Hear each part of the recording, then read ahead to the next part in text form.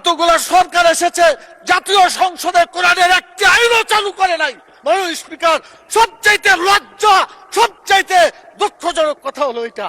আমি চ্যালেঞ্জ দিলাম, জামাতে ইসলামের কোন নেতা বলেছে আমার কাছে যে জান্নাতের টিকিট আছে বিক্রি করছি?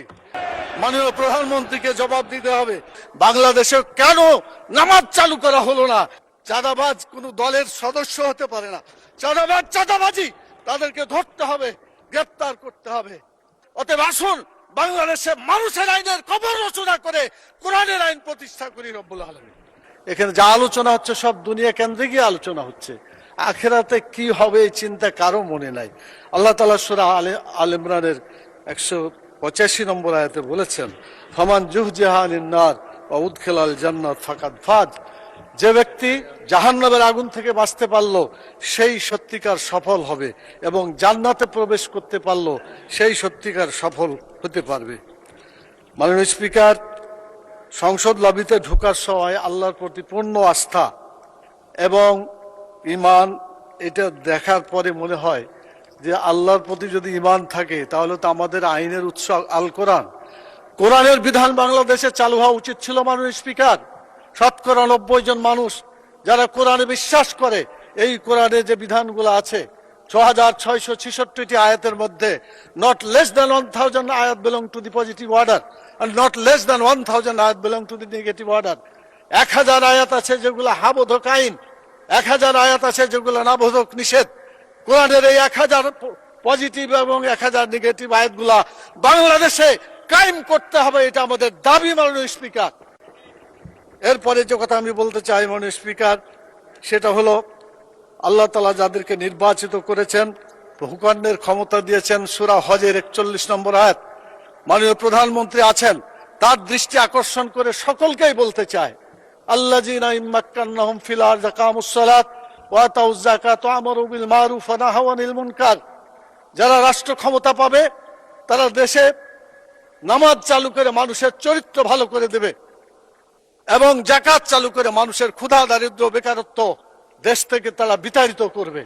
ভালো কাজ করে মানুষকে শান্তিতে থাকতে দেবে, খারাপ কাজ বন্ধ করে অশান্তির আগুন থেকে মানুষকে রক্ষা করবে। কিন্তু দুর্ভাগ্য, আওয়ামী লীগ এসেছে 6 বার, বিএনপি 5 বার, জাতীয় পার্টি 2 বার, এতগুলা সরকার এসেছে, জাতীয় সংসদে কোরআনের একটি আইনও চালু করে নাই। মাননীয় স্পিকার, সবচাইতে লজ্জা, সবচাইতে দুঃখজনক কথা হলো এটা। আমরা চাই আমরা এদেশে কোরআনের আইন চালু করে মানুষকে মুক্তি দেব। আমি মাননীয় প্রধানমন্ত্রীকে বলবো, আপনাকেও জিজ্ঞাসা করা হবে, আমাকেও করা হবে, বাংলাদেশে কেন নামাজ চালু করা হলো না? কেন যাকাত চালু করে ক্ষুধা, দারিদ্র, বেকারত্ব দেশ থেকে দূর করা হলো না? কেন ভালো কাজ চালু করে মানুষকে শান্তিতে থাকতে দেওয়া হলো না? কেন খারাপ কাজগুলো বন্ধ করে অশান্তি থেকে মানুষকে রক্ষা করা হলো না? মাননীয় স্পিকার, আমি আপনার মাধ্যমে মাননীয় প্রধানমন্ত্রী সহ আইনমন্ত্রী পাশে বসে আছেন, তারা জবাব দিবেন এবং বলবেন তাদের দায়িত্বটা কি। আমাদের দেশে সুদ, ঘুষ, মদ, জুয়া, জেনা, ব্যভিচার, চাঁদাবাজি, টেন্ডারবাজি যারা করে, এরা কোনো দলের লোক না মাননীয় স্পিকার। কিন্তু যখন বলা হয় যে এক দল চাঁদাবাজি করে পালাই গেছে, আর এক দল চাঁদাবাজি করার জন্য প্রস্তুতি নিচ্ছে, এটা বলার পরে কোন দল যদি রিয়াকশন করে, তখন তো বোঝা যায় এই চাঁদাবাজদেরকে দলের সদস্য হিসাবে মানে গ্রহণ করা হচ্ছে। আজকে সিদ্ধান্ত হোক মাননীয় স্পিকার, চাঁদাবাজ কোন দলের সদস্য হতে পারে না। চাঁদাবাজ চাঁদাবাজি, তাদেরকে ধরতে হবে, গ্রেপ্তার করতে হবে। এরপরে যে কথা বলতে চাই সেটা হলো টিকিট বিক্রির একটা কথা বলা হয়েছে। মাননীয় স্পিকার, একটু প্লিজ, কোরআন মাজিদে একটি আয়াতকে কেন্দ্র করে এটা ভুল বুঝাবুঝি হচ্ছে। আল্লাহ তাআলা সূরা তওবার 111 নম্বর আয়াতে বলেছেন যে আল্লাহ তাআলা জান মালকে কিনে নিয়েছেন জান্নাতের বিনিময়ে। এটা আল্লাহর কথা। আপনি জানমাল দিবেন, বিক্রি করবেন, জান্নাতে যেতে পারবেন। জানমাল আল্লাহর পথে দিবেন না, আপনার কপালে জান্নাত হবে না। এটা আল্লাহর কথা, এটা মানুষের কথা না। আমি চ্যালেঞ্জ দিলাম, জামাতে ইসলামের কোন নেতা বলেছে আমার কাছে যে জান্নাতের টিকিট আছে বিক্রি করছি? মাননীয় প্রধানমন্ত্রীকে জবাব দিতে হবে কেন তিনি এটা বলছেন।